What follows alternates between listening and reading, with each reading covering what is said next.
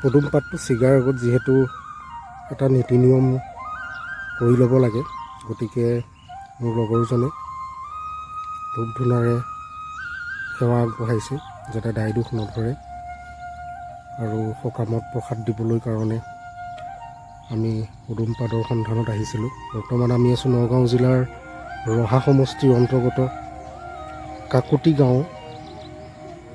গাঁৱৰ কাষতে এখন আপোনাৰ বিল আছে। এই বিলতে নানান ধৰণৰ